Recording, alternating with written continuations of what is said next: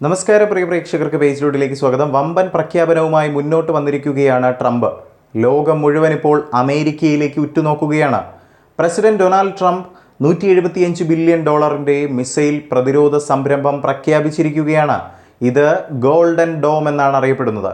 ഇത് US-നെ വിപുലമായ ഭീഷണികളിൽ നിന്ന് സംരക്ഷിക്കുന്നതിനായി രൂപകൽപ്പന ചെയ്ത ഒരു മൾട്ടി ലെയേർഡ് ഷീൽഡായാണ് പ്രവർത്തിക്കുന്നത്.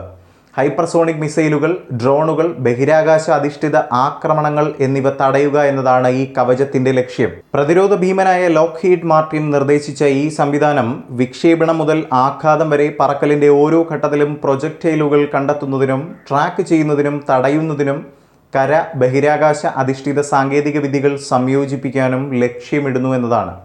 പദ്ധതിയുടെ മുഖ്യ കരാറുകാരനായ ലോക്ക്ഹീഡ് മാർട്ടിൻ ഇതിൻ്റെ മാൻഹട്ടൻ പ്രോജക്റ്റ് സ്കെയിൽ ദൗത്യം എന്നാണ് വിശേഷിപ്പിക്കുന്നത്.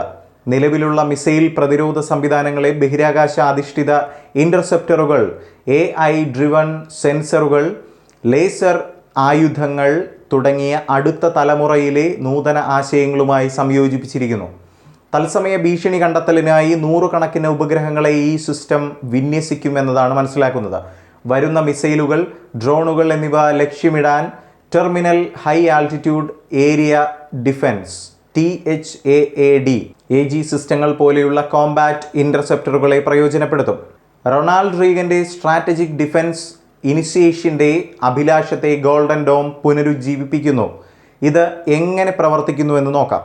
ഗോൾഡൻ ഡോമിൻ്റെ ആർക്കിടെക്ചറിൽ ഇവ ഉൾപ്പെടുന്നു: ബഹിരാകാശ അധിഷ്ഠിത സെൻസറുകൾ, ആഗോളതലത്തിൽ മിസൈൽ വിക്ഷേപണങ്ങൾ കണ്ടെത്തുന്നതിനുള്ള ഉപഗ്രഹങ്ങൾ പ്രയോജനപ്പെടുത്തുന്നു; ഇൻ്റർസെപ്റ്റർ നെറ്റ്വർക്കുകൾ, ഭീഷണികൾ മധ്യത്തിൽ നിർവീര്യമാക്കുന്നതിനുള്ള ഗ്രൗണ്ട് സ്പേസ് അധിഷ്ഠിത മിസൈലുകൾ; AI പവേർഡ് കമാൻഡ് സിസ്റ്റങ്ങൾ, പ്രതിരോധ ശൃംഖലയിലുടനീളം പ്രവർത്തനങ്ങൾ ഏകോപിപ്പിക്കുന്നതിനുള്ള ദ്രുത ഡേറ്റ വിശകലനം ചെയ്യാൻ സഹായിക്കുന്നു; AI നിയന്ത്രിത ഡ്രോൺ കൂട്ടങ്ങൾ ഉൾപ്പെടെ വികസിച്ചുകൊണ്ടിരിക്കുന്ന ഭീഷണികളെ നേരിടാൻ അമേരിക്കൻ വ്യവസായത്തിലെ ഏറ്റവും മികച്ചത് സംയോജിപ്പിക്കുമെന്ന് പ്രസ്താവിച്ചു.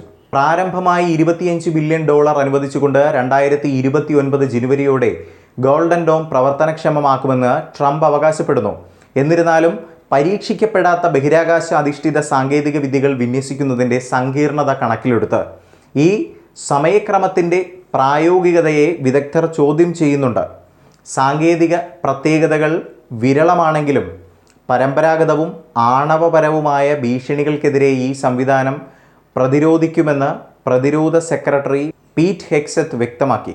യാഥാർത്ഥ്യമായാൽ ആഗോള പ്രതിരോധ ചലനാത്മകതയെ പുനർനിർമ്മിക്കുന്ന ബഹിരാകാശത്ത് സ്ഥാപിതമായ ആദ്യത്തെ US ആയുധ സംവിധാനമായി ഗോൾഡൻ ഡോം മാറും എന്നതിൽ സംശയമില്ല. എന്തായാലും ഈ ഒരു വിഷയവുമായി ബന്ധപ്പെട്ട് പ്രിയ പ്രേക്ഷകരുടെ വിലയേറിയ അഭിപ്രായങ്ങൾ രേഖപ്പെടുത്താം താഴെ കമൻറ്റിലൂടെ.